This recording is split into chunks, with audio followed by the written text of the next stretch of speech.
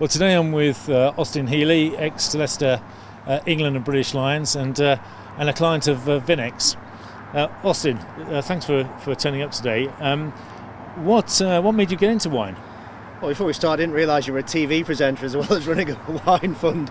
I got into wine because I realised it was an investment class that I had no exposure to. I also realised that no capital gains, so everything you make is yours, and I quite like the sound of that. Yeah, well, I'm glad you do like it, because normally you drink pints of wine rather than invest it. That's only on ski trips. Yeah, exactly. With your very good travel company, but you don't see your wine, do you? Because we look after it for you. Yeah, no, I never touch the wine unless we've had an exceptional year, and I don't anticipate doing that. I think that the whole idea of me buying wine is not the fact that it's red wine or I'm investing in alcohol. I'm actually investing for me and my children's futures. And also, it's made massive capital gains, and it's just been great. It's beat all asset classes over the last 10 years. So why wouldn't you invest in red wine? Because you don't know about it? I think it's worth finding out a bit more information and getting involved, and that's what I did. And you're a great client of Vin-X, I must say. But have you got any favourite chateaus? Not necessarily. Because I never taste the wine, it doesn't bother me. They're just a line of figures, and whatever performs best, it works for me. And I know that Vin-X over the last few years has outperformed the market by 11%. So I'm with the best guys. It was like playing for Leicester Tigers. Why would you go and play for, well, we're here at Harlequins. I don't know why I played for Harlequins. You always want to play for the best, and I feel like I'm with the best guys now. And as long as it keeps performing, I'll stay there. Yeah, you mentioned that we beat the market by 11% for investments. One of those was the Cos d'Estanel. A really good, just Santa Steph. It did very well in 2009. It got a Parker score of 100. Yeah. I know you said that they don't mean a lot, but you've been to Bordeaux, you've played there. Bordeaux now are starting to become a team in the French league. I don't think it's got much to do with red wine, though. Yeah. Maybe it has, the money behind it. But you mentioned Cos. Actually, I've got that. I've got a 2009. I'm sure you know that.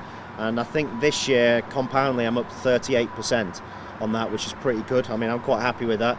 But like I said to you before, I don't care what the wine's called, where it comes from. Obviously, I do my research and find out what opinion is on it and where it can go to and how it's viewed in different markets around the world, specifically by the Chinese and the Indians.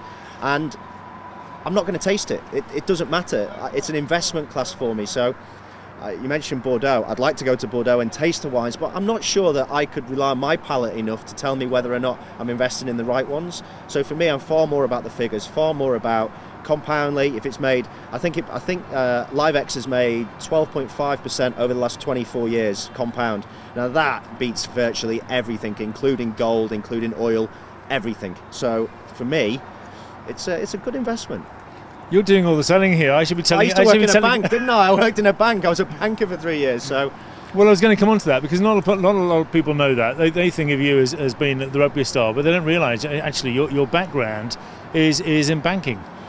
Well, my background's chasing an egg, and then my recent background, I worked for Credit Suisse for a number of years in looking at same things, different funds and investments, and it's about providing. It's a difficult market at the minute to go out there and put your money anywhere and make money, and that includes, I think most people are running away from cash. So if you are sat on cash, it's in your estate, why not take it out of your estate into an asset class that is only going to appreciate, even with price corrections? Yeah. And then you know that you get to 60, you get to 70, you don't have to go into that 7-year giving rubbish where you have to give your kids some money every now and then. You've got this almost a safety net to say that if the world does end or I make a load more money, I'll sell it and I'll drink the stuff. But if it doesn't, then at least it's there for my children. Well, absolutely right. And funny enough, I was in Bordeaux yesterday with the Yquem estate. It's a hard life, isn't it? It's almost as hard a life as yours, Austin. And the guy there, the chap that runs the estate, is a chap called Renault, which I did say to him it was named after a car, which is a bit bizarre for a first name. But he said that he had 4 seats in the Bordeaux rugby stadium, and he would give us some fine drinking of the 2009 Yquem, which I honestly think, I tasted it yesterday, it was definitely the best wine I think I've ever tasted in my life. And I think that the only way... Is this leading to an invitation? Because it certainly sounds like, I hope it's leading towards an invitation. Well, it is, because it's the only way I think I can drink the 2009 again for free. So if I can get you along... Because I actually know quite a bit about it. Wasn't it the most expensive bottle ever sold? That's in right. Hong Kong. That's right, yeah, in hundreds of thousands of pounds. And the winemaker, yesterday I spoke to her, and she said that the 2009 is probably going to be the best vintage ever. And that's an exclusive directly from the winemaker from yesterday. I don't know whether this is an invitation or you're just trying to sell me some. I just want to drink some more. Right, it was the best wine I ever drank. It was honestly the best wine I ever drank. You talked about sort of funds and things before, and it's something that Vin-X are very, very keen on, and very, very keen, obviously, with you to do something in that regard. At the moment, people are putting their money into ISAs. They're not getting many returns. You mentioned wine outperforms gold, it outperforms oil, it outperforms silver. In fact, it outperforms any other asset class at all. What is your thought about that, putting money into a fund and then trying to use the Vin-X model to create returns that way? I think if you can construct a fund that is free of IHT and capital gains, and you don't have to own specific wines, then it's definitely going to be a success. And that's one for a discussion with the taxman. But owning individual wines by yourself and sort of leveraging some of your estate out into red wine, I think is a good way to go. Certainly people I speak to about it, they're keen, they're interested, and if we can find a way of doing it, then I'm definitely up for it. Yeah, absolutely. And Vin-X have just commissioned a tax report specifically for fine wine to follow up to those sort of discussions, which will be interesting to do.